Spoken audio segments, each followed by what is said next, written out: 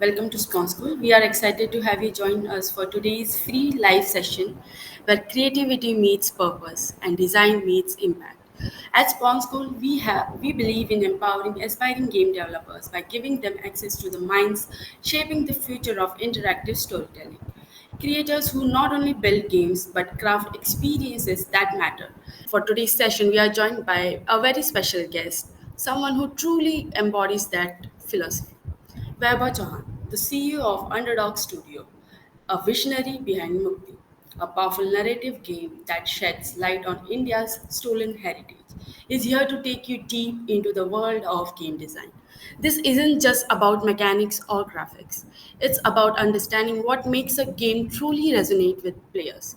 Today's session, here how to build games that people actually want to play, is your chance to learn the game design thinking structure, and storytelling. Principles used by professionals, all with zero coding required.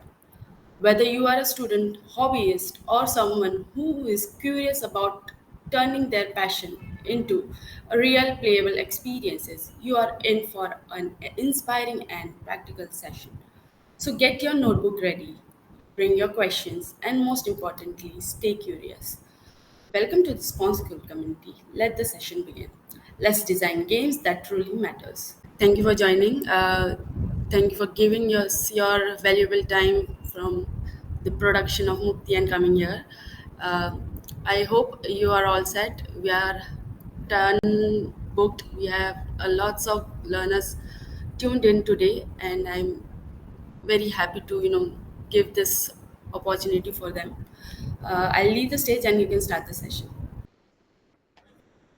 For those who don't know me, my name is Vaibhav. I'm the founder and game director at Underdog Studio. We're building a game called Mukti, which is a first person narrative adventure game set in the backdrop of India. Um, we recently got a great deal by Sony PlayStation to build this game for PS5 and PC. But before that, for 17 years, I've been making games. For the first 4 years of my life, from 2007 to 2011, I worked for a few big gaming companies in India, namely Disney, Games to Win, Hangama. Um, Along with that, I do create content on YouTube and LinkedIn. Plus, I've been awarded AVGC 40 under 40 a couple of years back. Um, with this, I also have a good amount of experience in theater. So I've been acting and directing plays for roughly around 10, 12 years of my life. Now, all of this has helped me build like a good understanding on the storytelling side, the experience of the theater as well as the game design part of my life. It helped me drive the DNA of the studio in making story driven, narrative driven games. So that's the DNA of the studio. That is what we are doing right now, and that's the future that we are planning. So yeah, like I said, Mukti is the first game in the pipeline, which is around 7 to 8 hours of gameplay, um, and it is an important subject because it speak about human trafficking, right? So that's just the background. Let me just quickly, yeah. So what are we going to understand in today's session is the first and foremost is the basic understanding of the Indian gaming industry. Then the standard domains, and I'll run through the first 2 points, 3 points very quickly because I want to focus more on the game design fundamentals and the role of storytelling in games, right? So just to give you a background, right, from 1990s to 2025 now, we have scaled, we have grown excessively, right? We started building games as companies in the first 10 years from 1990 to 2000 on Symbian phones, very low end uh, phones, and then from 2000 to 2010, there were Java-based, Brew-based games, Symbian phones, the keypad phones where we made games. 2010 to 2014 was a time of smartphone games, and a lot of independent developers came in and started building games on those phones. We also established the studio back in 2011 in the same time. And India had a big wave of all these independent developers who started building these world class games from the Indian shores. And now, as we see, we have grown from that to hybrid casual to now PC and console. Overall, the market size is $3 billion. So there is good scope of starting a career, making a good career in the gaming industry. Even today, we have more than 600, 700 studios in India, very serious studios building games. So if you come across this question from anybody, from your parents to your society to your relatives, do tell them the market size of the industry, that it is gone about $3 billion, and there is a big opportunity out there. There is a chance that gaming will overtake the movie and the music industry in India as well. Globally, it has almost done it.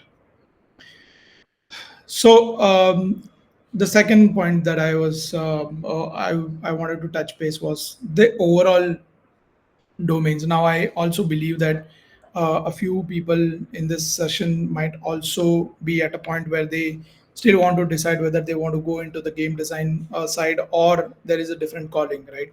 So there are broadly four categories. Just to make you understand the main domains, there are broadly four main categories: game design, game art, game programming, and game testing. If you're good at, and then there are the additional ones like music, marketing, publishing, streaming, caster, journalism. All of these are, you actually can't build a great career starting with these careers in gaming.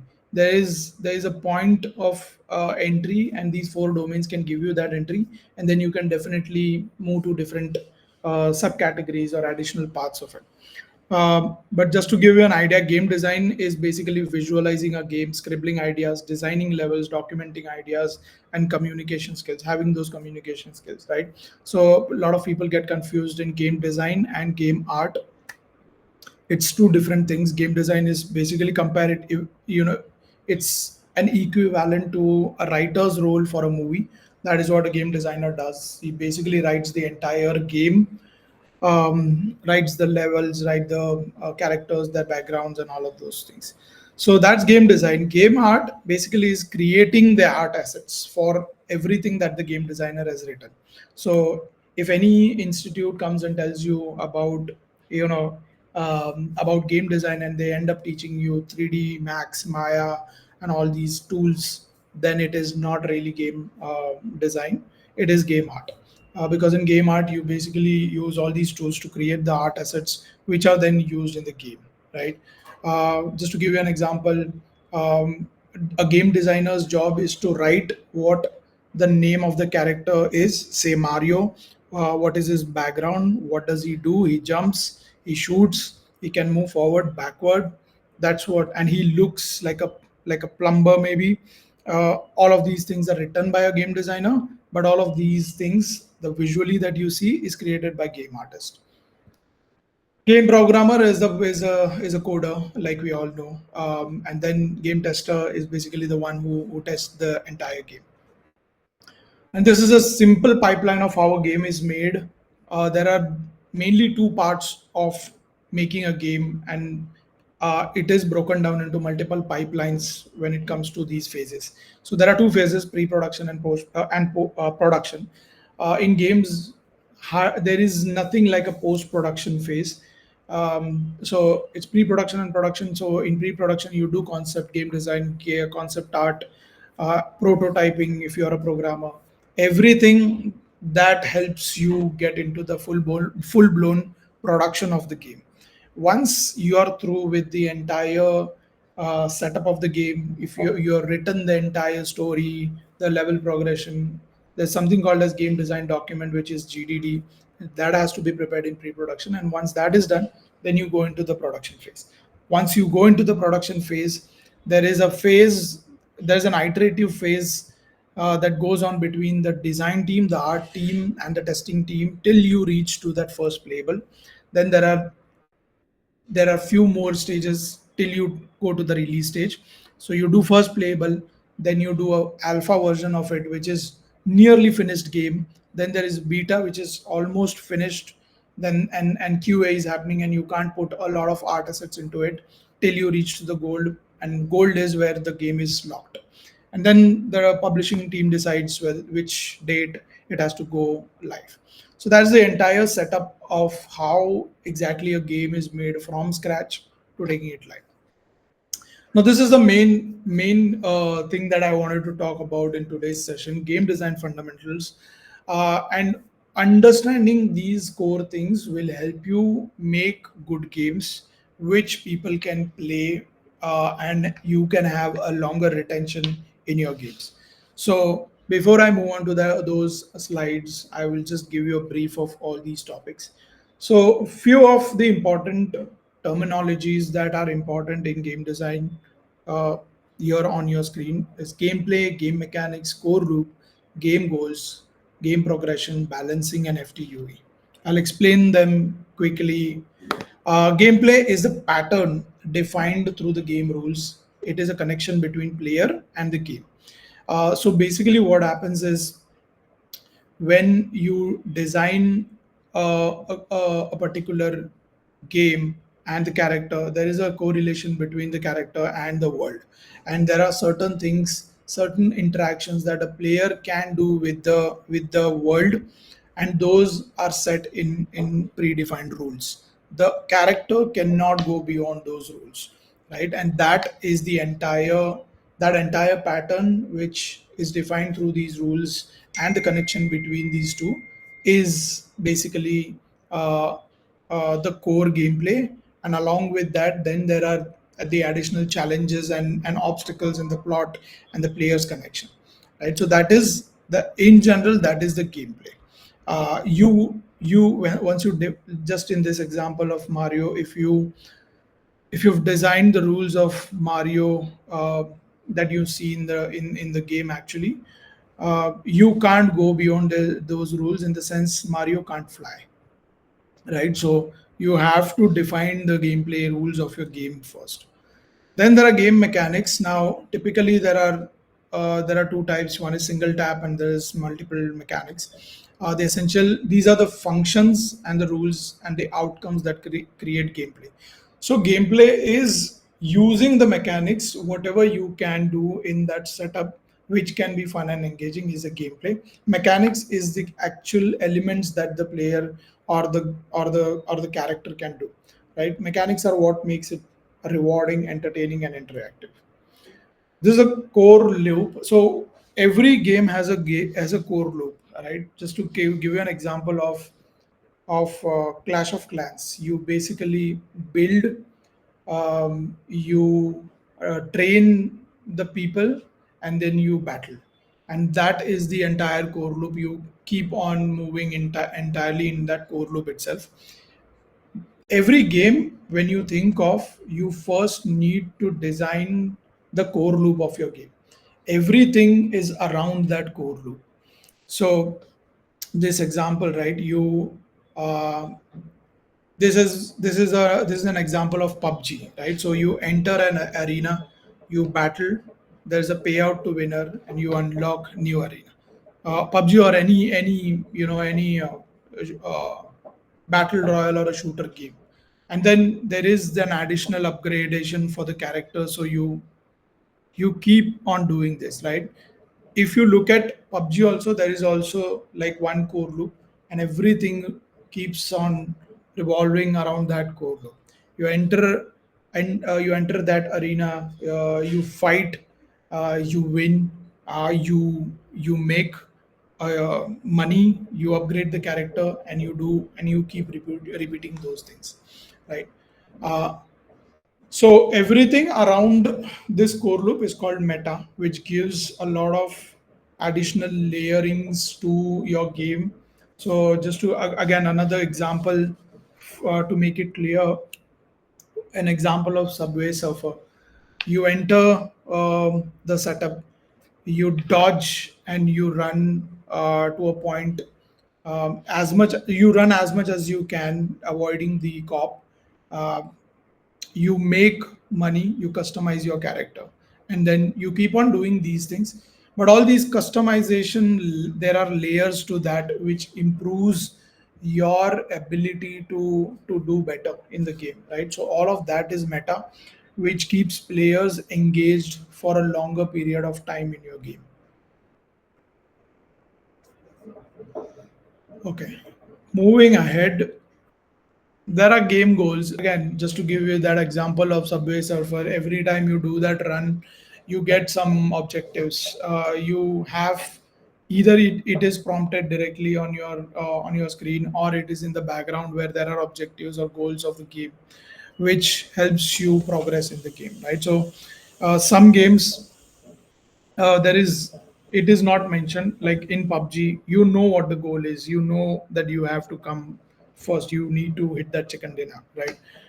For games like Endless Runners, there are a set of objectives that are defined, and then wa- players basically keep coming to that game because they want to finish those objectives and those goals, right? Even if you make like a simple endless runner, why would player, once they do that one run, why would they come back? Two main things. One is because there are objectives, they want to finish more and more. So number one would be reach 100 meters, then is reach 1000 meters, reach 1 lakh meters. All of these things, it it builds a sense of winning with the player, and that is where they come back to the game. And the second thing is the cosmetics that I mentioned. Everything around the core loop are the meta and the cosmetics, so people keep on uh, upgrading their characters so that they can perform better in the game.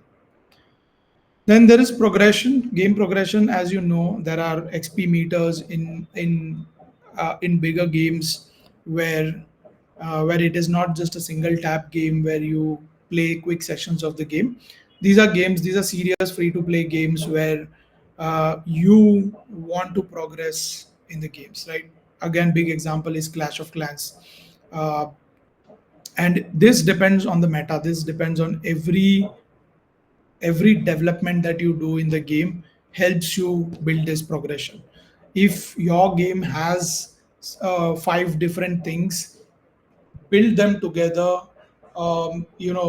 Let the player achieve all those five things progressively, club them together, put them in the XP, which helps players to do all those five things because they want to increase their XP meter. So these are some tips when you actually try to build a good level progression for the game. Because, and this is important because all the games that you see which has bigger numbers where you say a game is making, say, 1 crore every month, it is not happening automatically. There are very informed decisions that have been taken in the level progression of the game. There are some terminologies which are very important, things like retention. Number one, um, when you, just to give you a basic understanding of what retention is, when you download the game, it is a D0, which means day zero of downloading your game, of playing your game. When the player comes back on day one, which is the next day, it is calculated as a D1 number. So if 100 people download my game today and 50 people come the next day to play my game, the day one retention is 50%. So, like day one, there is day seven, there is day 30. Bigger games also track day 180. Now, your objective as a game designer or a game developer is to make sure that when the player downloads your game, he needs to come back on day one. A typical good number for a day one is over 50%. All the great games have crossed 50% on their day ones, 25%, 22 to 25% on day seven, and then so on and so forth. But what level progression, game progression helps you is to build these numbers better. So if you do something like, let's say, when I download the game and I start playing the game right there, which is my D0, and I get a notification on the next day saying that there is a daily reward that is waiting for me, I automatically go into that game. And for me as a game developer, I get one more number added there. Somebody has come back, checked in the game back. That helps me increase my numbers, right? If I keep doing that for day 30, the chances are that players keep playing my game again and again for that long period, and that gives me good opportunity to do monetization on the game, either through ads or through in-app purchases. So game progression plays a very important part in making money. So you need to design the game in such a way that the progression is taken care of, right? Game balancing is, um, again, it organically happens, but sometimes you need to make sure that in cases, um, just to give you an example again, if you're playing Candy Crush, and if you have unlimited number of lives in Candy Crush, I don't think people will stop playing. People will keep on playing the game again and again, right? Let's say I give unlimited life for the player, and I have 1000 levels. There are some players who would continuously play the game and finish those 1000 levels. If I give 5 lives and I keep a mechanism that when that 5 lives are over, the player has to wait for 4 hours so that all of them are filled back, and then he can play again. It forces my player to come back to the game after some time. In that way, I increase my retention also, and I increase the engagement for a longer period of time in the game. Now these metrics and these parameters in my game needs to be balanced very well so that players find it more fun and engaging, and it becomes a little bit challenging as well. One example that I've the images that I've put here, I don't know if you guys know, but for a long period of time, when Counter Strike came in, it was not really balanced for a long period of time. So you have uh, point A, you have point B, you have a spawn point of terrorist and a spawn point of counter terrorist. If you see today, they are so well balanced that not even like zero point 0.5 seconds of delays happen if a player runs through from that point to reaching to that bomb location, right? So it is balanced very well, and it happened a few months after the game came in. But for a long period of time, it was unbalanced. This is just one example that I'm giving. But games need to be balanced very well so that you make good progression in the game, eventually increasing the engagement, retention, and finally increasing the number of dollars that you can make from your game. FTUE is a short form for first time user experience. Uh, when you try to create a unique game which people have not seen before, you need to provide an FTUE for players to go through that learning curve so that they understand your game very well.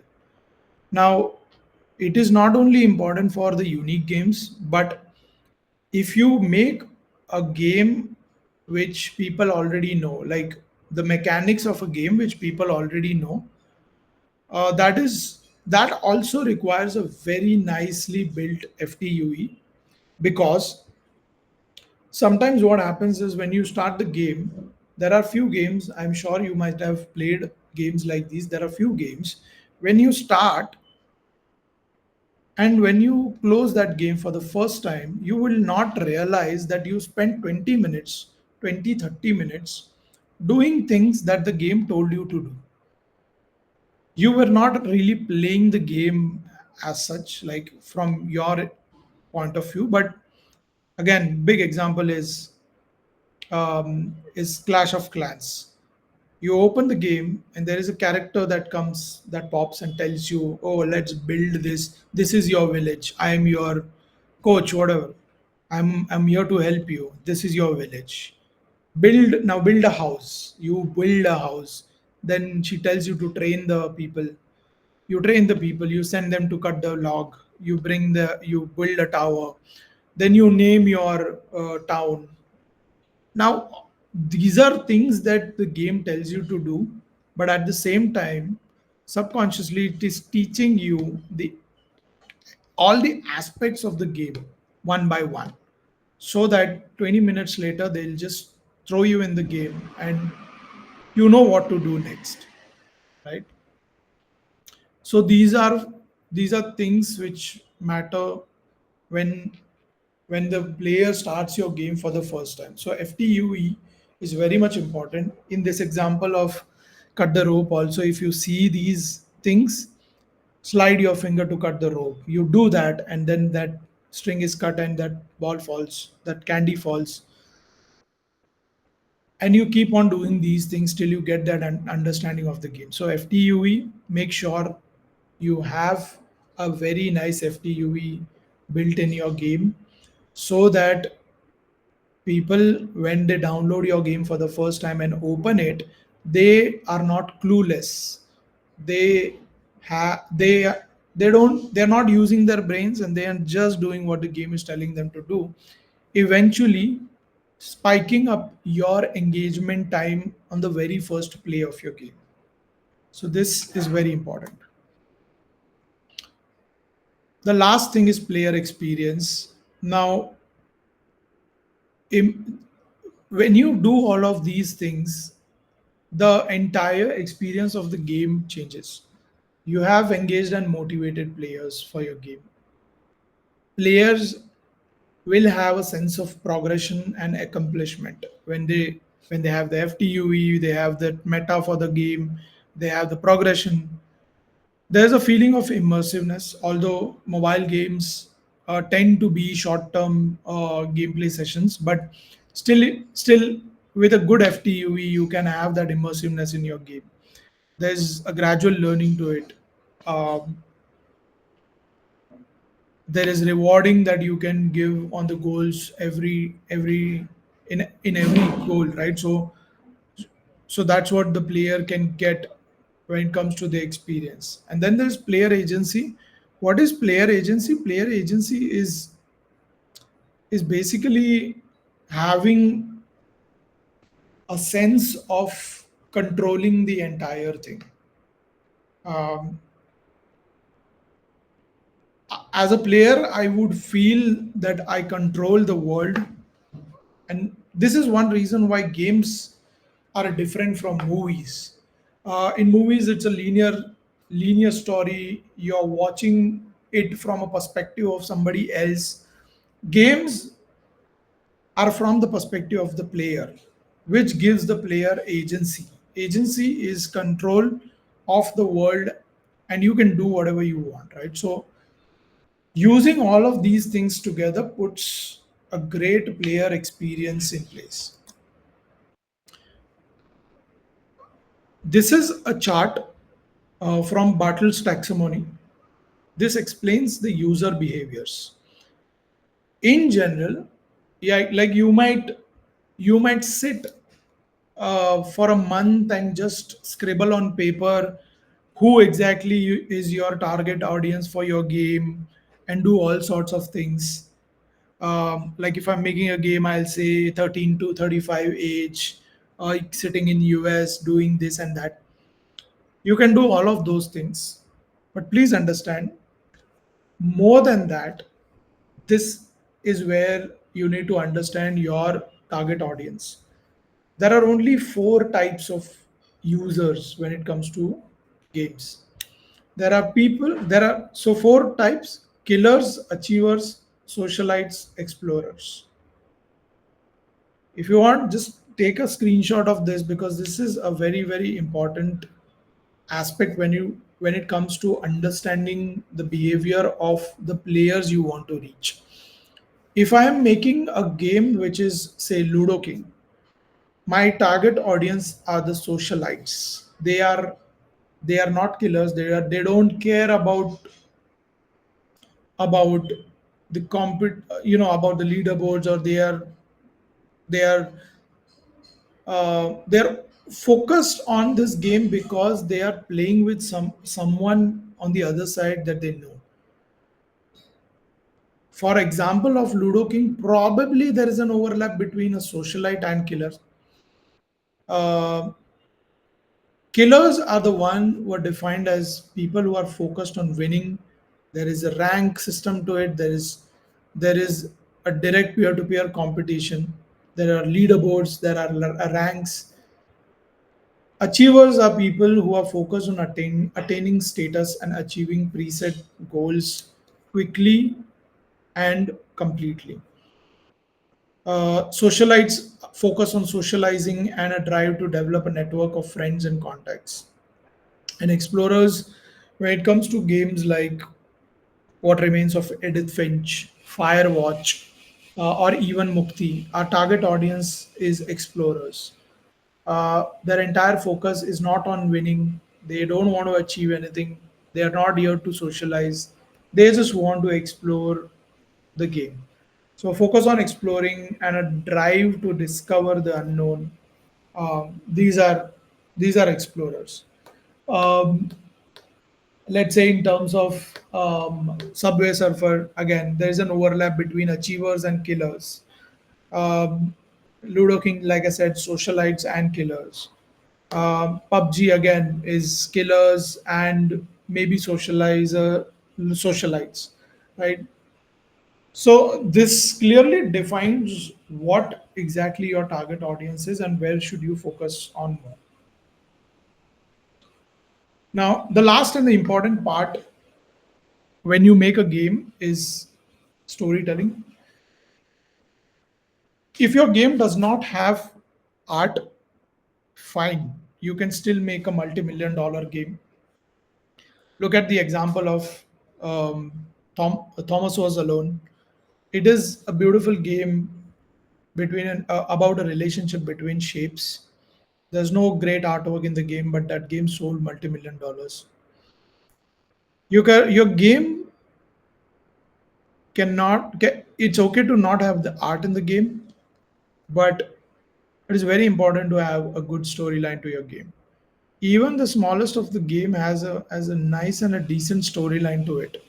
What happens is it gives players an immersion, it builds a connection, it gives them ownership of the entire world that they are in. There is a strong purpose when you put like a simple story, like just again an example of Mario. When you're playing the game, you don't feel anything till you reach to that last flag. When you reach to that last flag for the first time in the first level itself, there is no story before that. But when you reach to that flag, there is a character that comes out and he tells you that, sorry Mario, your princess is not in this castle. All of a sudden the mood of the game changes, and then it becomes like a purpose driven game. Now you as a player, you as Mario, has a very strong purpose in his life to find where this princess is, right? Before that it was only an engaging fun game where you were dodging things, you are shooting those turtles. Um, it's a, it's it was a simple platformer game, right? So all of this things, um, immersion, connection, ownership, purpose, longevity, and having a connect with that world, you tend to remember that. uh, Beautiful example, all of these six things just keep in front of you and just imagine if you've played Red Dead Redemption 2, you have gone through this entire sequence. Now, just to give you an example why storytelling is important is, this looks like a simple apple, say probably 20 rupees in whichever city you're based in. If I tell you this apple is the same apple fallen from the tree under which Newton was sitting, all of a sudden the cost of this apple goes high. right? If I tell you this is the same apple that Steve Jobs once came to India, worked in an apple farm, ate this apple, and figured out, okay, my company's name could be Apple. The price of this apple goes even beyond that. If I say this is the same apple that Adam and Eve ate, the world will chase you for this apple. What has happened in this 10 seconds is the apple was same, the stories were different, and the stories added a lot more value to this simple image of an apple. That is the power of storytelling. It is basically the ability to tell stories. That is it. Like people can tell you all the big jargons and definitions of storytelling. It is as simple as just an ability to tell stories. And everybody has stories. Humans have been wired with stories since birth, right? If somebody is bald and if I ask him why is where like he does not have hair, there is a story behind this. Why somebody is only 5 feet 5 feet 1 inch, there is a story behind it. There are stories around us every day, every moment, and everybody is a storyteller. This is science, proportion of water in human body. But this is the truth. Humans are wired with stories and we are filled with stories.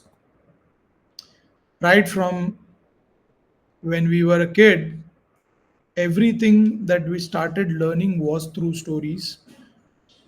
Centuries back, today, the mythology that you hear is basically a storyteller conveying that story to the next generation. Even on your deathbed, when you are dying, the only thing you leave back is stories. We all love stories and we all live stories because stories makes us cry, they make us laugh, they inspire us, they make us angry.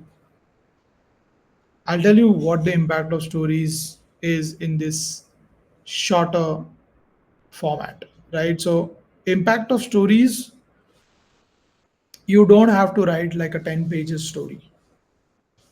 Stories can be told in 6 words also. This is a story. An only son, a folded flag. You get that entire story in front of your eyes. Married till fatness do us apart. This is a funny one, but still you get the gist. Finally spoke to her, left flowers. Just 6 words, but it tells you the entire story. The smallest coffins are the heaviest. I have mixed drinks about feelings. This is another funny one. So stories matters, right? Example, rescue Princess Peach from the clutches of the villainous Bowser. Witcher, the example of Witcher, embark on a quest to find your adopted daughter. Thomas was alone. The game that I mentioned didn't have a lot of art into it, but it was about a group of sentient rectangles with unique abilities, form unexpected friendships, and work together to escape a digital world and find purpose in their existence. Just add a beautiful story in your game, and your entire mood of the game changes. That's it. I think I am happy to answer any questions if you have.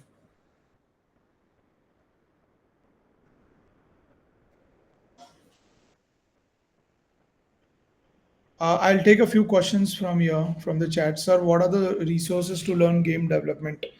Like I said, firstly, you need to understand what your interest is. When you say game development, is it programming, art, design, or entering via testing? But if it is game development, which is core programming, I think you need to first clear the basics of an entire object-oriented concepts, and you can do that by self-learning or do some small courses Also, I think Spawn School has a lot of new courses that they are offering. You can check with them also. Um, so you do like basic courses on those things which make you understand the um, which make you understand the entire object oriented concepts. And then you start with one particular tool, say, because you're in India, I think you should start with Unity, because a lot of companies are building games on Unity, and that gives you a much bigger opportunity to to work. So pick up Unity and start building your portfolio. I think that is it is not that complex in today's world. There are um, a lot of things out there on the internet, on YouTube, on courses. You can check those out.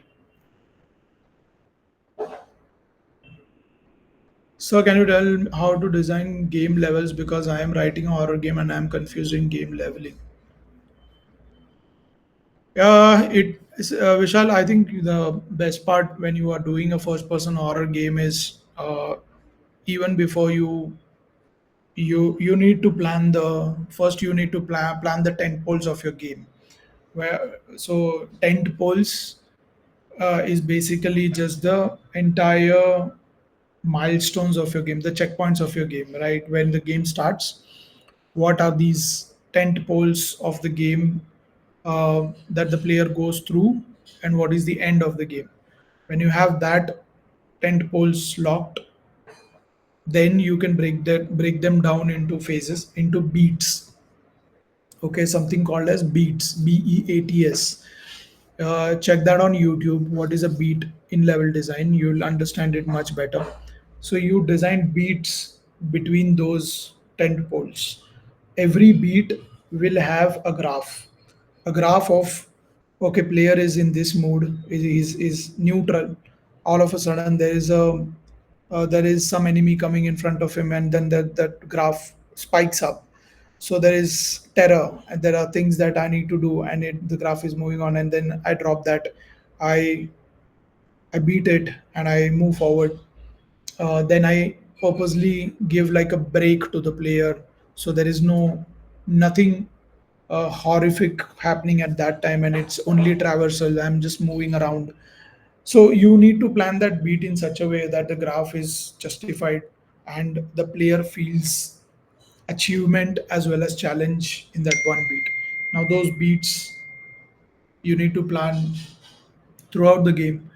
And when it comes to the actual level design, take that and do a rapid prototyping using simple blocks within the game. That will help you.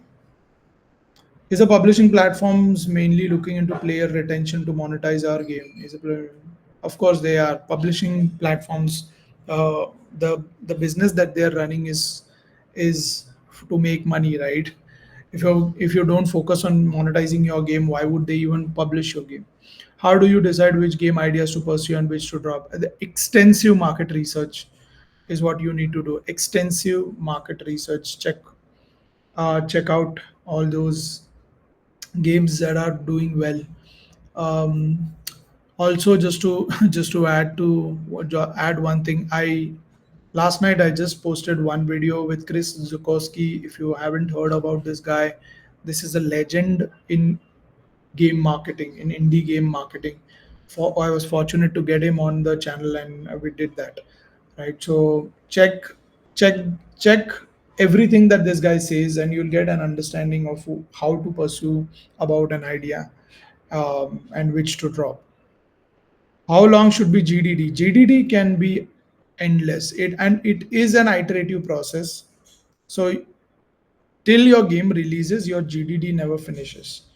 You keep on adding things to that GDD, because at the end of the day, it becomes like a Bible for you as a company, as a studio, for your next game also.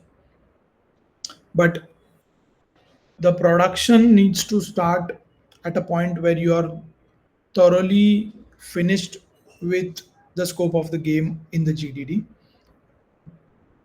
Why it is iterative is because there are things that maybe you thought can be done but are not technically possible, so you update those. But your game needs to be entirely ready on paper in the GDD, and only then you proceed to the production. There's one saying that Abraham Lincoln used to say, that if you give me 8 hours to chop a tree, I will spend 6 hours sharpening the axe. So that is what a GDD is. You need to spend 6 hours in sharpening your axe, making sure that the entire game is in your head, in your on your document. And once that is done, then you focus on that document and just finish what you have written. Which is the best college in India to learn game development? Unfortunately, there is no official college in India. There are institutes which are offering things. Um, Again, just to add to this, Spawn School is also offering a few things. Do check out their pages and the courses that they are offering. Uh, if you actually, okay, there's one more thing. If you use the code Mukti, Mukti, if you use the code Mukti on all the courses on Spawn School, you'll get a 20% discount on it. So do check that out.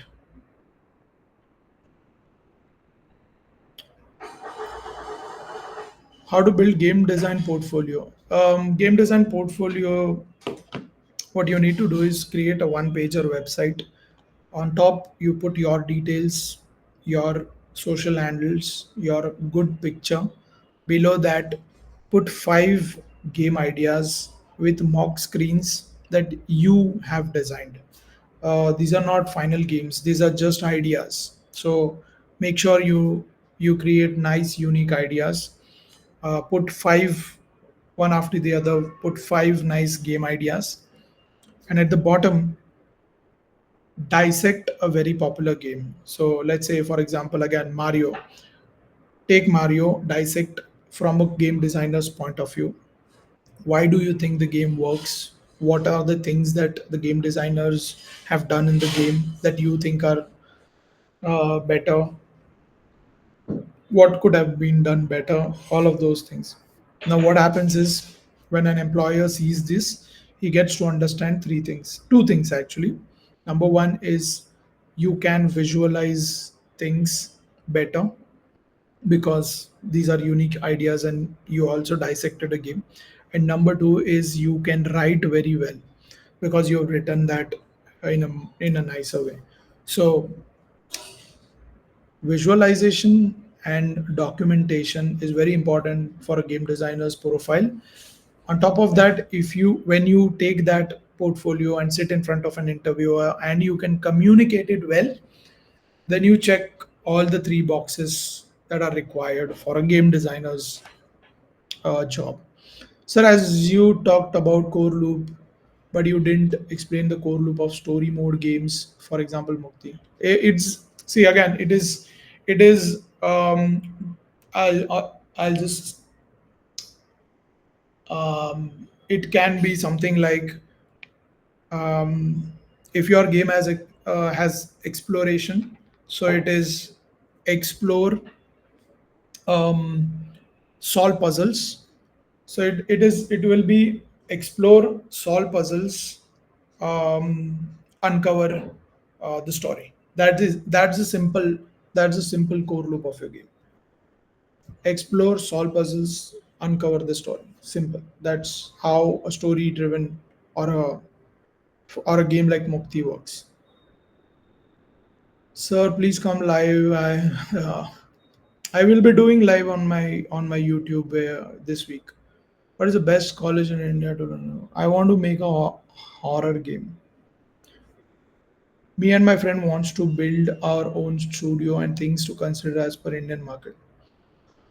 If you are rushing into it, just I don't think you guys even need to register anything. You just start making a game, give it a good brand name, and start making a game. Do it till your game makes some revenue, and then think of doing probably proprietorship. Unless and until you are raising investment, you don't need private limited or even an LLB. I'm planning to start my own company in near future.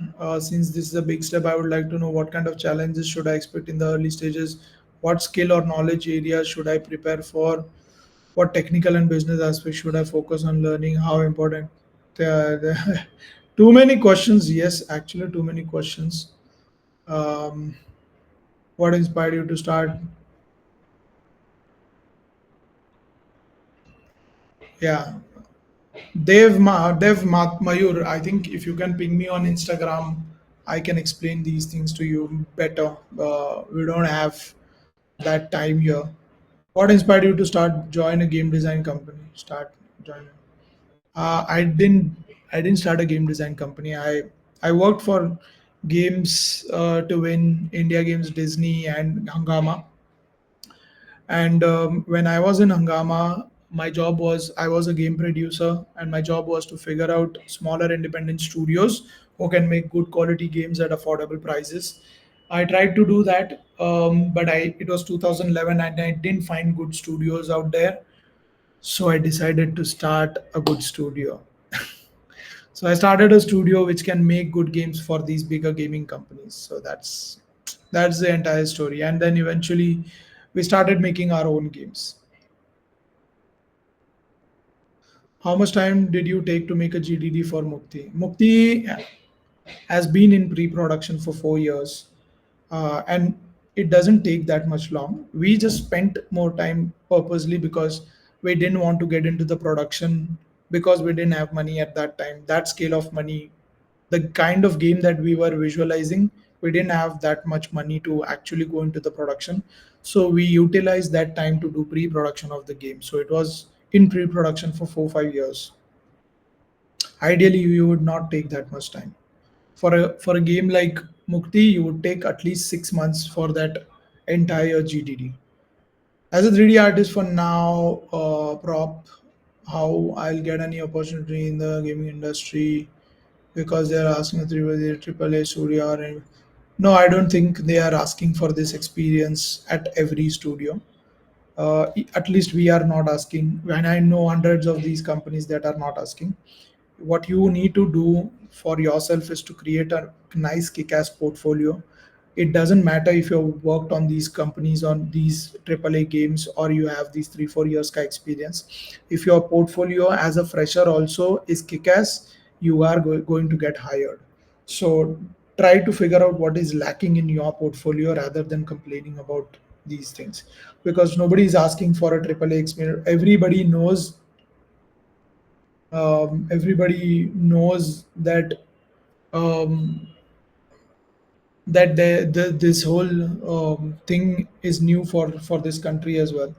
Um, so so even if you're fresh, your portfolio needs to speak for you, and that is going to sell your skills. That's it. More live on IG. Okay, I will. I will. How to master game programming, and is it Chat GPT a suitable to learn game? 100% it is, Aryan. It is 100%.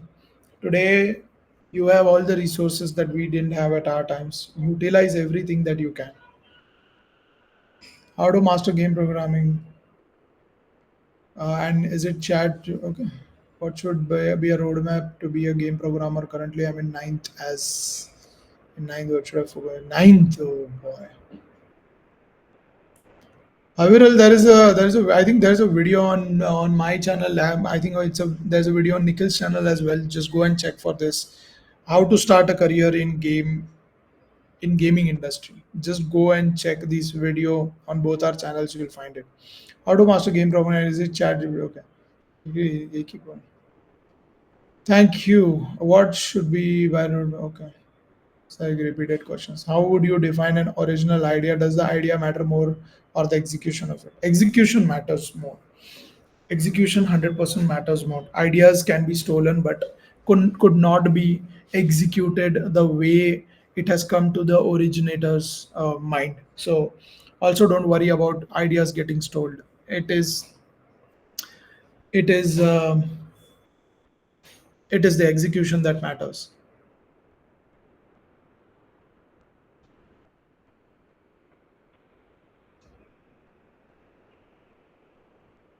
To get into in any studio that should how can I join?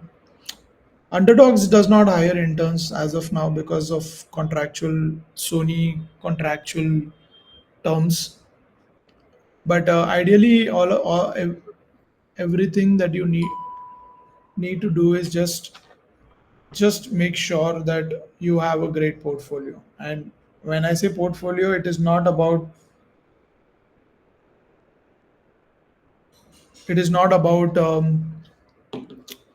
work that you've done for others. It can be imaginary work, yeah, like just something that you have visualized yourself. So time is less and our questions are more what to do. I will do a live session on my channel, Vishal, Viral. I'll do a live session on my channel this week. Please do go check out my channel and stay tuned on that because I'll post an update on Instagram as well, so I can answer all these questions there. Cool. Ankita, can you take over? Yes, thank you, Vaibhav. I think you are exhausted with the questions now. I think people are more active today. It's because it's you. And thank you for being here. Thank you for tuning in on Sunday. Thank you for this powerful, power-packed session. And I will ask you to leave now. It's fine. Thank you. We can ask the following questions, guys, in his Insta's DM, and he has promised you an YouTube live. So maybe just go bombard the questions there. Thank you, Vaibhav. Thank you so much. Okay. Yes. Thank you guys for tuning in. Thank you for being here. Thank you for joining. And if you're ready to start your game dev journey, our next Unity and Unreal batches start. We'll be offering live mentorship, hands-on projects, and job-ready training. You'll be having sessions by such uh, industry leaders, game developers, game designers, coders, testers, name it, and we'll have it on our uh, courses. For more info, you can visit our website Spawn School, or you can text us on our WhatsApp number. I'll be pasting it in our chat. Also, if you have any questions, you can DM us on our uh, Insta DM, and we'll be happy to take your questions. And we are also offering free career counseling if you are someone who is very confused about what to do in this field and how to start, where to start. We are offering free career counseling. Our counselors are very happy to help you guide through your journey. Also, we are starting up with our accelerator program, which is an industry-ready course for Unity. If you are interested, just DM us. We'll be happy to answer any of your questions. And finally, lastly, thank you for joining on a Sunday morning. Thank you.